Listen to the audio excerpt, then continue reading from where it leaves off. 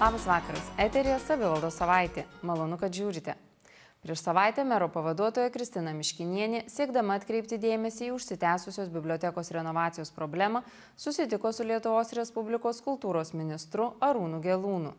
Mero pavaduotoja prašė ministrą rasti galimybių kitais metais užbaigti labai svarbaus druskininkams kultūros objekto statybas, taip pat pakvietė ministrą apsilankyti druskininkuose ir susipažinti su kultūros įstaigų veikla, jų materialinė baze, ypač atkreipti dėmesį į Čiurlionio memorialinį muziejų.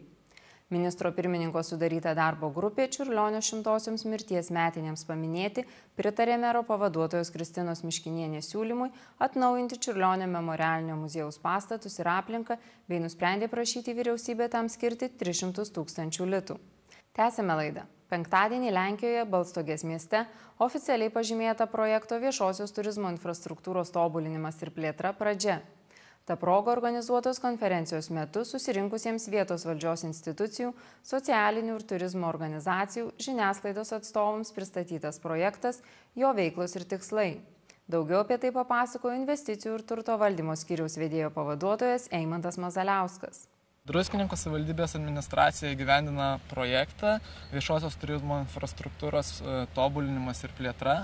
Šis projektas yra įgyvendinamas su partneriu, tai yra Balstogės vietos veiklos grupė ir taip pat regioninė nacionalinė miškų direkcija Balstogėje. Projekto metu yra planuojama parengti techninę dokumentaciją.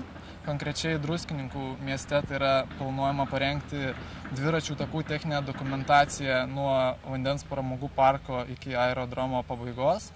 O Lenkai, kadangi jau turi dviračių takus, jie planuoja parengti techninę dokumentaciją mažosios architektūros. Tai yra suolelių, apžvalgos aikštelių, dviračių stovėjimų vietų, prieplaukų ir panašiai. Kokiame etape šiuo metu jau yra projektas ir ką nuveikėte Lenkijoje? Šiuo metu Lenkai jau yra pasirengę dalį savo techninės dokumentacijos ir kaip tik konferencijos metu buvo pristatyta atlikti darbai.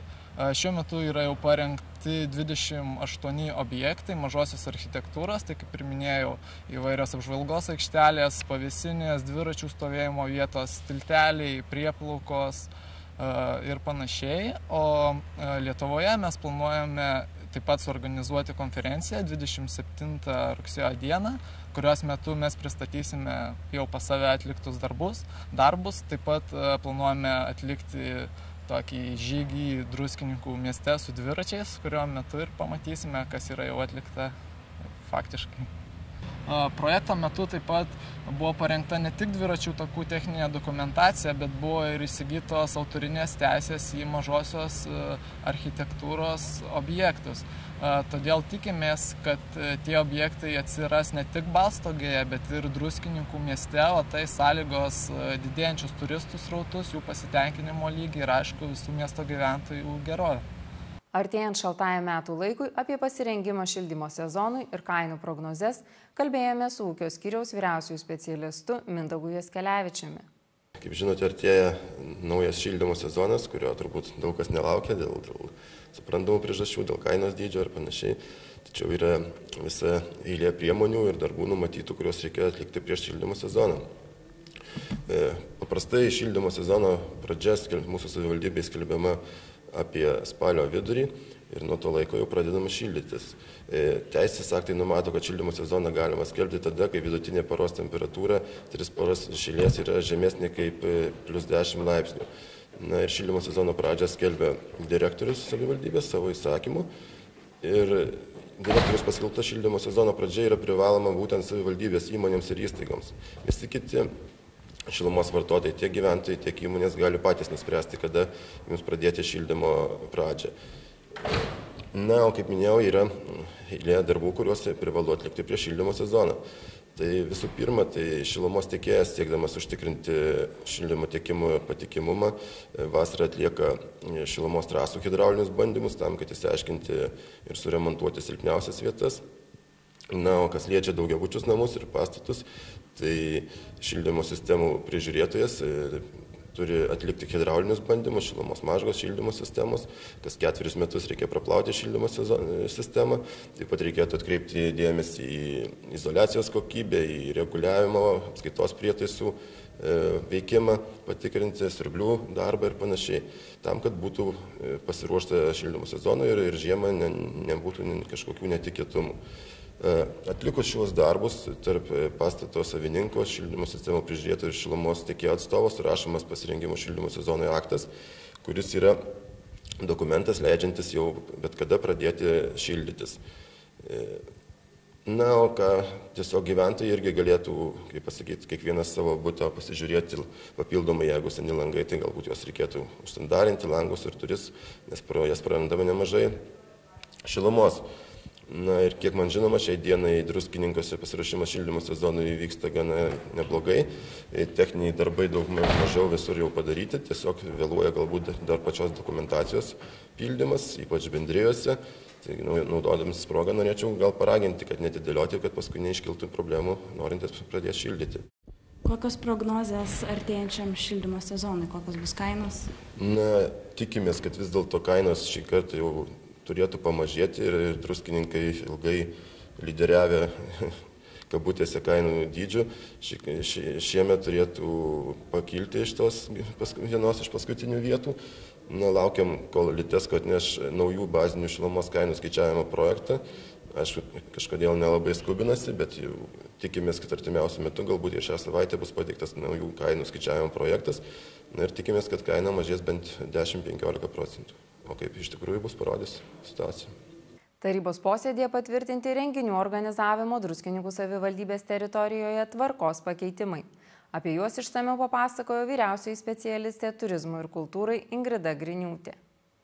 Noriu pasakyti, kad koreguojamas yra renginių organizavimo Druskininkų savivaldybės teritorijoje tvarkos aprašas ir jisai yra koreguojamas atsižvelgiant į pasikeitusius įstatymus. Tai naujai priimtas įstatymas yra paslaugų įstatymas ir pasikeitė civilinių pirotechnikos priemonių įstatymas. Tai atsižvelgiant į šiuos teisės aktus, taip pat taryba patvirtino tam tikrus pakeitimus ir mūsų tvarkos apraše.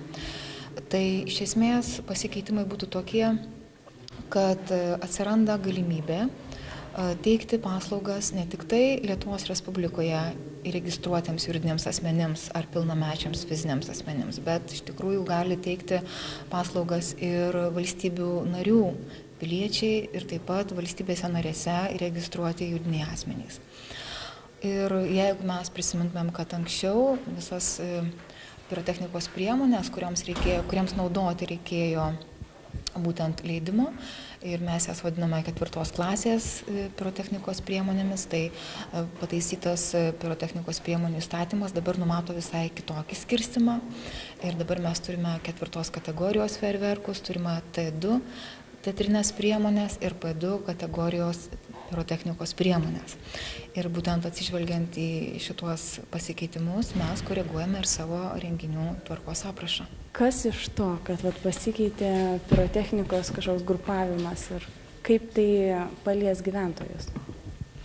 Iš esmės noriu pasakyti, kad apie tos pirotechnikos priemonės, apie kurias aš dabar kalbu, jas gali naudoti tik tai asmenys turintys licenciją. Tai yra pirotechnikai, tai konkrečiai kiekvienas žmogus jis net negali nei įsigyti, nei naudoti tokio stiprumo pirotechnikas priemonės. Tai iš esmės tai pasikeitimai ir didesni ne gyventojams, o būtent toms organizacijoms ar įmonėms, kurios būtent naudoja ir teikia tokias paslaugas kaip fejerverkų šaudymas, kaip mes vadiname kažkokių švenčių metu. Daugiau informacijos apie tarybos posėdėje priimtus sprendimus galite rasti savivaldybės interneto svetainėje adresu www.druskininkai.lt teisės aktų skiltyje. Na, o laidos pabaigoje primename, kad rugsėjo 16–22 dienomis, kartu minint Europos judriosios savaitės akciją Mieste be automobilio ir projekto Visuotinis sporto virusas Druskininkuose pabaigą, kurorte organizuojami įvairūs renginiai. Kiekvieną dieną 7 ir 8 valandą prie miesto mokyklų sporto treneriai veda ryto mankštas. Rytoj 10 valandą prie ryto gimnazijos organizuojamas kaimyninių savivaldybių komandų sporto žaidynių atidarimas. Trečiadienį nuo 10 valandos vyks sportinių žaidynių finalas, o 12 valandą dviratininkų žygis naujaisiais dviračių takais nuo Turizmo ir informacijos centro. Tądien 13 val. Stadione prie Saulės pagrindinės mokyklos bus įteikti apdovanojimai ir vyks iškilmingas aktyvios sporto, sveikatos bei aplinkosaugos savaitės uždarimas. Apie tai daugiau informacijos jau kitos savaitės laidoje. O šiandien jau viskas, ačiū, kad žiūrėjote ir iki kito pirmadienio.